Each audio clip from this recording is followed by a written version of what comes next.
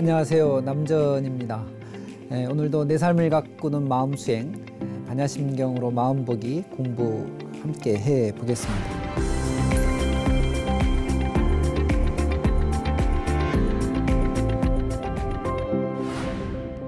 우리는 이왕이면 나에게 주어진 시간 혹은 내게 주어진 삶을 사실은 아름답게 가꾸어야 되지요. 그런데 언제나 우리가 쓰는 이 마음은 늘 이런저런 생각으로 상을 짓는다고 합니다. 그리고는 그 상에 갇혀서 불편해하고 괴로워하는 게 보통 중생들의 모습이지요. 중생 모습의 한계는 분명히 있겠습니다마는 이왕 지을 상이라면 그러면 선하게 좋은 쪽으로 짓는 것도 차선의 방법일 수 있겠습니다. 어쨌든 좋은 마음을 내게 되면 최소한 내 마음이 좋아지고 또 나아지는 게 아닐까 싶은데요.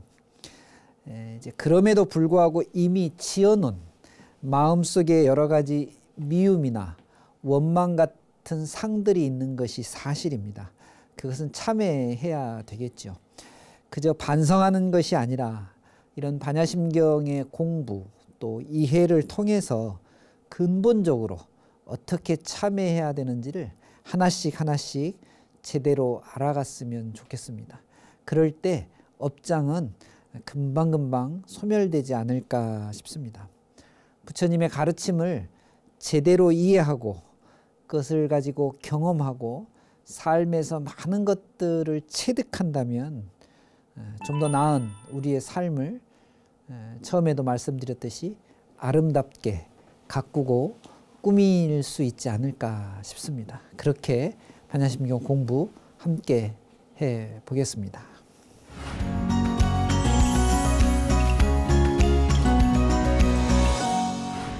네, 오늘도 잠시 생각을 맑히고 또 우리 영혼의 소리를 듣는 싱잉볼 명상을 잠깐 해 보겠습니다.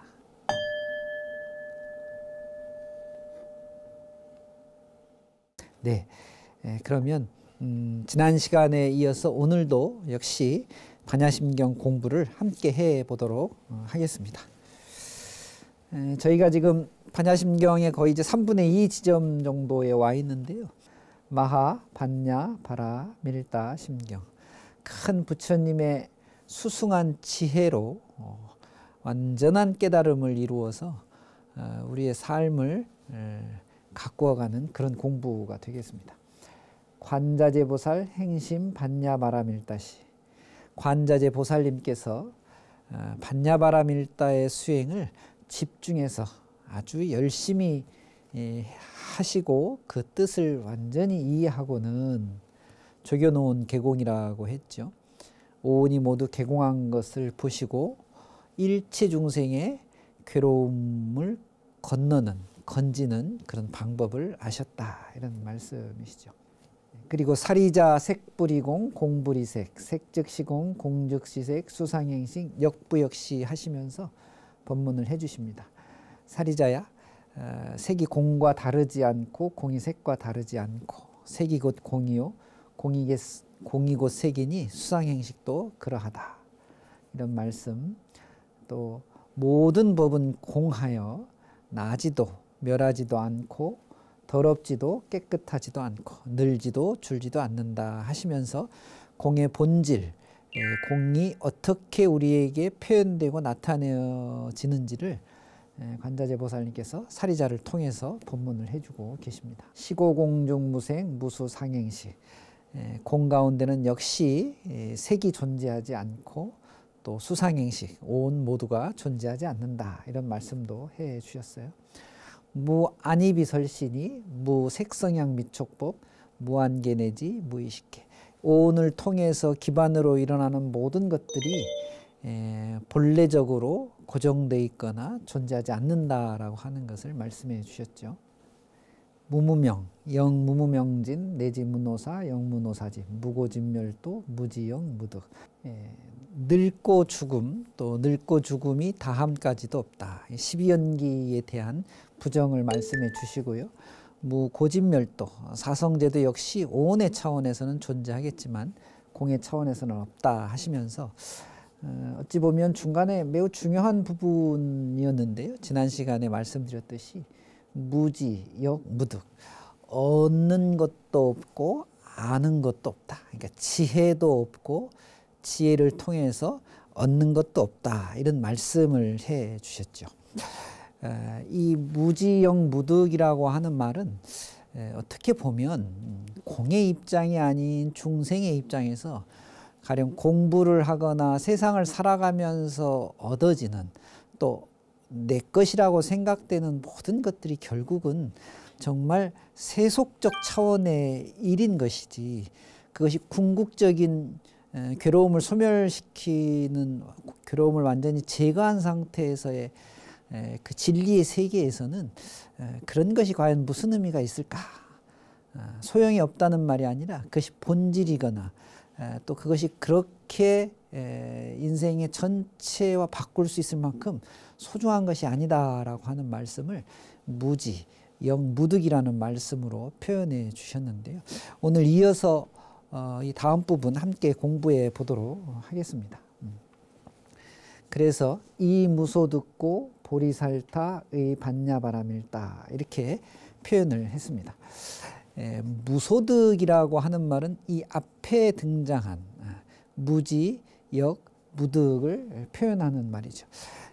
그러니까 얻었다고 생각되어지는 것 혹은 내 것이라고 하는 것들을 가지고는 세속적인 괴로움과 즐거움은 있을 수 있겠으나 절대적인 즐거움 또 이 괴로움과 불편함을 완전히 떠난 상태를 얻기는 어려운 것이죠. 그래서 소득이 없는 그런 까닭, 그런 경지를 이해하고 체득해야만 소득이 없는 까닭에 보리살타, 보리살타는 이제 보살이라는 표현이죠. 이 보살은 관자재 보살님의 보살일 수도 있지만 여기서는 관자재 보살님을 포함한 수행하는 모든 그 불자들, 스님이 됐건 제가제가 됐건 다 보리살타라고 할 수 있겠습니다. 가끔 우리는 미혹한 중생인데 우리는 아직 불보살님의 경지에 가려면 한참 멀었는데 이렇게 스스로를 좀 낮추어서 생각하는 경향이 있는데요. 내가 경전을 한 글자라도 본다면 또는 기도를 잠깐이라도 한다면 부처님 말씀을 잠깐이라도 마음에 가지고 있고 싶다면 그때부터 우리는 모두가 보살이 되는 겁니다. 수행 중인 그런 불자들이 되는 것이죠. 그래서 보살은 소득이 없는 까닭, 얻을 것이 없는 까닭의 궁극적인 이해를 알았기 때문에 반야심경에서 주장하는 또 반야심경에서 가장 중요한 키워드라고 할 수 있는 이 반야바라밀다의 수행에 의지해서 이런 표현이죠. 그러니까 수행하는 모든 분들 반야바라밀다에 의지해서 그것을 제대로 이해하고 제대로 경험되어진다면 이 다음에 우리가 아주 평안하고 평온한 상태를 얻을 수 있다는 말씀을 해 주십니다. 고심무가해 무소득고이기 때문에 심, 마음에는 가해가 없다 이런 말이죠. 가해라는 말은 여러분 걸림 이런 뜻인데요. 걸린다, 장애가 된다 이런 뜻인데요. 무가해라고 하는 것은 걸림이 없는 상태가 된다. 그러니까 얻고자 하는 것, 또 가졌다라고 하는 생각을 제대로 이해할 수만 있다면 심무가해, 마음에는 걸림이 없는 것이죠. 만약에 내가 얻었다, 내가 가지고 있다, 나는 뭔가의 성과가 있다 이런 생각이 역시 머물러 있다면 가해가 항상 존재하게 되는 것입니다. 그런데 이 가해, 걸림이 없기 때문에 그 다음은 당연히 자유로워질 수밖에 없는 것이죠. 아무것도 바라지 않으면 아무것도 두렵지 않게 되고 결국은 그것이 최고의 자유를 얻을 수 있는 아주 대표적인 상태가 아닐까 싶습니다. 살면서 마음에 걸리는 것들이 참 많죠. 그때그때마다 우리는 멈칫합니다. 그리고 나서 행하는 일들은 항상 후회할 일들이 생기게 되는데요. 그 후회할 일은 잘못 생각했거나 잘못 판단한 것이 아니라 어디에 그 원인이 있는 것이죠? 무소득하지 못해서 그렇다. 여기에 근본 원인이 있다라고 하는 것이죠. 그러니까 이 이치를 잘 알게 되면 마음의 불편함, 마음에 걸리는 것을 조금씩 없애 나갈 수 있는 것입니다. 무가해, 걸림이 없고 걸림이 없기 때문에 다음 페이지 한번 넘겨주세요. 무가해고 가해가 없기 때문에 이런 뜻이죠. 걸림이 없기 때문에 그 다음에는 유공포 이 공포스럽지 않다라는 말입니다. 다시 말하면 이 공포가 갖고 있는 단어의 뜻이 너무 강렬하니까 해석하면 두려움 이 정도로 해석할 수 있는데요. 마음에 걸림이 없으면 공포가 없어요. 두려움이 없어지는 거죠. 왜 그렇죠? 마음이 불안하지 않기 때문에 그렇습니다. 평안해지는 거예요. 걸림이 없으면 평안해지는 것이죠. 여러분 혹시 매일매일 마음이 좀 불편하세요? 마음이 편안하지 않으세요? 가해가 있어서 그래요. 매번 무엇인가 걸리는 게 있어서 그래요. 어디에 걸리죠? 사람에 걸리나요? 혹은 내가 처해 있는 어떤 상황에 걸리는 것인가요? 그렇지 않습니다. 반야심경에서는 소득, 뭔가 얻고자 하는 마음을 일으키면 거기서부터 걸림이 생긴다. 이렇게 지금 표현하고 있는 것이죠. 반야심경 공부를 통해서 마음에 걸리는 것을 알아차리고 그 마음에 걸리는 근본 원인을 이해하면서 걸림을 제거해 나가는 공부는 아주 좋은 공부일 것입니다. 실제로 살다 보면 많은 두려움이 생기는데요. 정말 무서워서 그런 게 아니고 어떻게 보면 다 마음작용이잖아요. 제가 예전에 저희 은사 스님이 계시는 절에 조금 머물다가 볼 일이 있어가지고 시내 이렇게 왔다가 들어가고 그런 적이 좀 있었는데요. 나왔다가 조금 늦을 때 그 버스나 이런 그 교통수단에서 내려가지고 스님이 계신 절까지 걸어 올라가야 되거든요. 한 20-30분을 걸어 올라가는데요. 산속에 있어요. 낮에는 큰 문제가 없었는데 저녁에 산길을 걷다 보니까 저도 조금 무섭더라고요. 빛도 잘 없고 그리고 산에서 보니까 가끔 야생동물들을 만날 때가 있는데요. 이 야생동물이 형체가 보이는 것이 아니라 여러분들도 경험이 있으신지 모르겠지만 눈만 번쩍번쩍해요. 그것을 아무도 없는 숲속에서 딱 마주치면 굉장히 큰 두려움이 생깁니다. 그럼 벌써 어두워지고 버스에 내려서 절까지 올라가는데 마음이 조마조마하고 심장이 두근두근하고 그 불안함이 공포를 만들어내고 하는 것이죠. 그런데 어느 날 제가 그러지 말고 절에 살는 스님인데 염불이나 하면서 올라가자 하고 이제 신묘장구 대다라니를 나무나 다라다나 이렇게 속으로 외우면서 길을 한번 간 적이 있어요. 이 신묘장구 대다라니는 웬만큼 집중하지 않아 가지고는 중간에 틀릴 수가 있습니다. 그러다 보니까 염송을 할 때 안 틀려야지 하면서 신묘장구 대다라니 집중을 하다가 지금 신묘장구 대단을 외우고 있는데 어느새 절에 와버린 거예요. 그러니까 두렵다는 생각이 일어날 때 그 공포감이 신묘장구 대단하니 틀리지 말아야지 하는 마음으로 변환이 돼서 도치가 돼가지고 그냥 그 신묘장구 대단하니 염송하면서 절까지 올라왔. 그 과정에서는 아무 두려움이나 아무 공포심이 일어나지 않았던 것이죠. 그러니까 우리가 가지고 있는 공포의 마음은 정말 무서워서 그런 게 아니라 걸려서 그런 것이죠. 걸리는 것은 역시 원인이 뭔가 얻겠다, 뭔가 가지고 있다. 여기서부터 다 시작되는 것입니다. 전혀 좀 궤가 다른 것 같은 이야기가 서로 맥이 딱 다 있는 거예요. 그래서 이 부분 우리가 실제로 살아가면서 느끼고 또는 경험해야 되는 아주 중요한 부분입니다. 얻은 것이 없기 때문에 마음에 걸림이 없고 마음에 걸림이 없으므로 공포가 없다. 여러분 두려움이 사라지는 그런 공부를 오늘 저하고 같이 하셨습니다. 네, 예, 오늘 반야심경 강의는 여기까지 해 보도록 하겠습니다.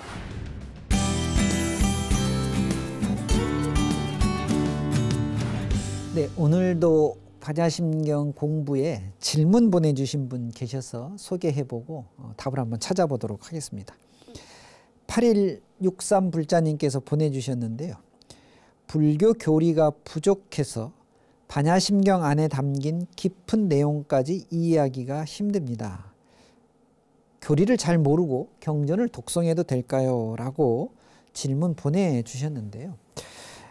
모르고 독송하는 것이 맞다 틀리다 혹은 좋다 나쁘다라고 이야기하기 이전에 우선 이해하려고 노력하시는 것이 굉장히 중요합니다. 부처님께서 저희들에게 가르쳐 주신 여러 가지 가르침은 그 이치를 제대로 알 때 훨씬 더 많은 보물이 그 안에 숨겨져 있는 것이죠. 그런데 만약에 이것을 잘 모르고 하게 되면, 이치를 잘 모르고 맹목적으로 받아들이게 되면 조금 방향이 틀려질 수가 있는 것입니다. 이해를 해야 안목이 생기고, 그리고 그 안목이 생겨야 사실을 사실대로 보는, 반야심경에서도 표현했지만 공의 모습을 제대로 볼 수 있는 그런 견해가 생기는 것이죠. 네, 경전을 그래서 읽다가 보면 부처님 말씀을 듣고 모두 깨달음을 얻었다 이런 표현들이 많이 나오는데요. 그때 얻은 것은 사실은 깨달음이 아니고 모두가 법의 이치를 확연히 알았다 이런 뜻입니다. 왜냐하면 그 이치를 알아야 그 이치를 가지고 수행하고 연습하고 훈련할 수 있고, 그 훈련을 통해서 우리가 깨달음을 얻게 되는 것이거든요. 그러니까 이치를 확연히 아는 것은 사실 굉장히 중요합니다. 그걸 알아야 제대로 된 연습을 할 수 있는 것이죠. 그걸 알아야 제대로 된 수행과 기도를 할 수 있는 것이죠.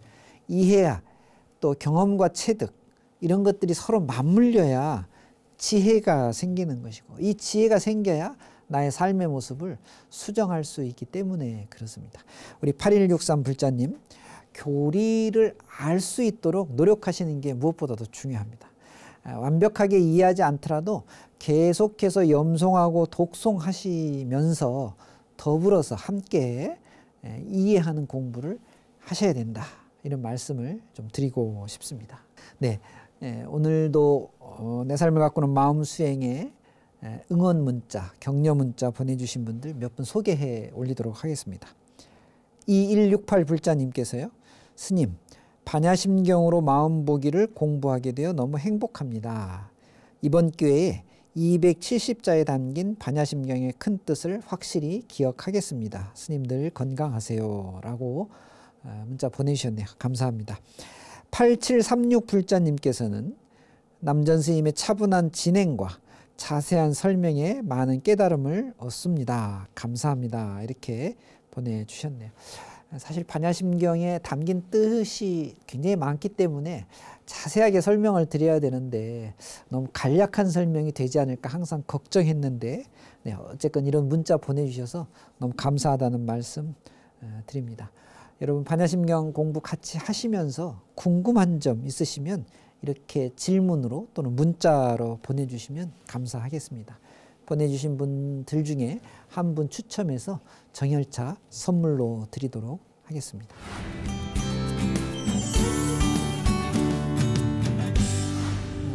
하늘에 보면 별들이 반짝이고 있죠.